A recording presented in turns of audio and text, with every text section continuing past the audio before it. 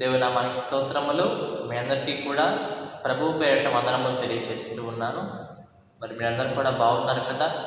మరి దేవుని కృపను బట్టి మనము మరి యొక్క దినమున దేవుని యొక్క వాగ్దానం ధ్యానం చేసుకుంటూ ఉన్నాము.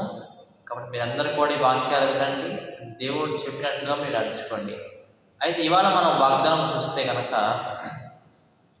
కీర్తనల గ్రంథము 118వ అధ్యాయం మనం తీస్తే, కీర్తనల గ్రంథము 118వ అధ్యాయము 8-9 వచనం మనం చదువుకుందాం. 118 వర్సెస్ 8 and 9 వచనాలు మనం చూస్తే కనుక, మనుషులను నమ్ముట కంటే యెహోవాను ఆశ్రయించటం మేలు, రాజులను నమ్ముట కంటే యెహోవాను ఆశ్రయించటం మేలు అంటున్నాడు. ఇక్కడ ఇద్దరిని మనం నమ్మకూడదని చెప్తూ ఉన్నాడు. ఇద్దరిని మనం నమ్మకూడదు. మనుషులను నమ్మటం కంటే, రెండవది రాజులను నమ్మటం కంటే, ఇవి రెండు చేయటం కంటే కూడా దేవుణ్ణి ఆశ్రయించడము ఎంతో మేలంటూ ఉన్నాడు. ఎందుకు అలా అంటున్నాడండి? మనం చూస్తే మానవులు కొన్ని పనులు చేస్తూ ఉంటారు, మోసం చేస్తూ ఉంటారు, మన మీద అబద్ధ సాక్ష్యం పలుకుతూ ఉంటారు, మనకి సహాయం చేస్తానని చెప్పి అబద్ధం చెప్తూ ఉంటారు. అలాగే మనం తగ్గిపోవాలి, మనకి ధనం రాకూడదు, డబ్బు రాకూడదు అని చెప్పి తొక్కి వేసే వాళ్ళు ఉంటూ ఉంటారు. ఎక్కడో ఉండరు, మన యొక్క బంధువుల్లో ఉంటూ ఉంటారు, అలాగ ఉంటూ ఉంటారు. అయితే వాళ్ళు మనం ఏం చేయకూడదంట, ఎప్పుడు కూడా నమ్ముకోకూడదంట.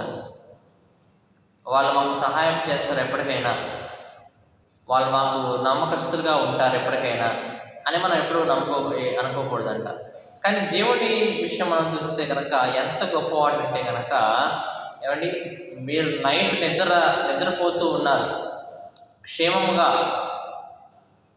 చనిపోకుండా మరలా సజీవులుగా మనము నిద్ర లెగుస్తున్నామంటే కనుక అది దేవుడు ఇచ్చేటటువంటి ఆశీర్వాదము, దేవుడు చేసేటటువంటి మేలు. ప్రతి ఒక్కటి కూడా మనం చూస్తే, మనం ఉదయం లేచిన కాడి నుంచి నైట్ పడుకునేంత వరకు, అలాగే నైట్ నిద్రపోయేటప్పుడు కూడా దేవుడు మనకి సహాయం చేస్తూనే ఉంటాడు.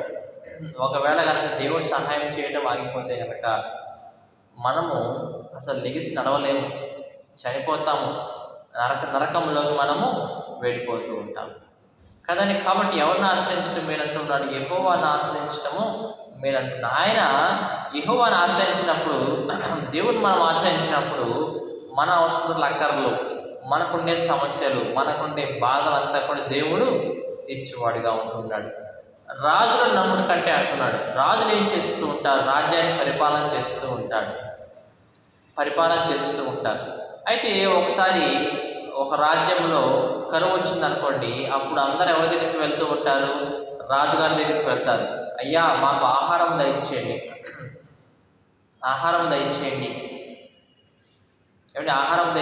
రాజుగారు, మా ఆహారం లేదు, మాకు తాగటానికి నీళ్ళు లేవు అని చెప్పేసి ఎవరి దగ్గరికి వెళ్తారు? మనుషులందరూ కలిసి రాజుగారి యొద్దకు వెళ్తూ ఉంటారు కదండి.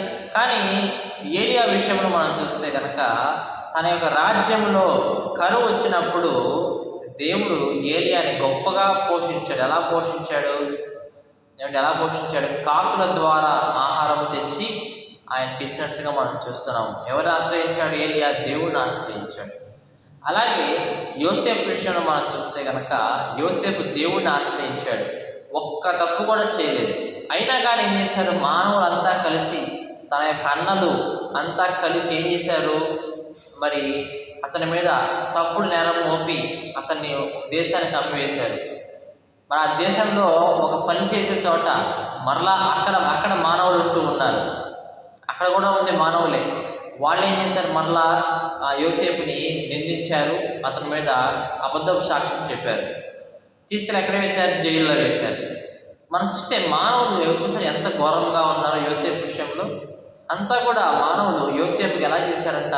అంతా చెడే చేశారు, కానీ మంచి ఒకటి కూడా చేయలేదు. కానీ యోసేపు ఎవరిని ఆశ్రయించాడు? దేవుణ్ణి ఆశ్రయించాడు, యెహోవాను ఆశ్రయించాడు. కాబట్టి యెహోవాను ఆశ్రయించుట మేలంటున్నాడు. కాబట్టి యోసేపుకి చివరిలో దేవుడు మేలు ఇచ్చినట్లుగా మనం చూస్తూ ఉన్నాము. గొప్ప కార్యం, అద్భుత కార్యము యోసేపు పట్ల జరిగించినట్లుగా మనం చూస్తున్నాం. మనం చూస్తే అన్య దేశంలోనే అన్యులు ఉండే దేశంలోనే యోసేపుకి ఒక గొప్ప బలము దేవుడిచ్చాడు, గొప్ప పదవిని దేవుడు ఇచ్చినట్టుగా మనం చూస్తాం. కాబట్టి ప్రియ దేవుని బిడ్డలారా, దేవుడు ఏమంటున్నాడు, మనుషులు నమ్ముట కంటే కూడా, అలాగే రాజులను నమ్ముట కంటే కూడా యెహోవాను ఆశ్రయించుట మేలు అంటున్నాడు. ఈ వాగ్దానం దేవుడు మనందరి హృదయంలో నడిపించేయను గాక. ఆమేన్.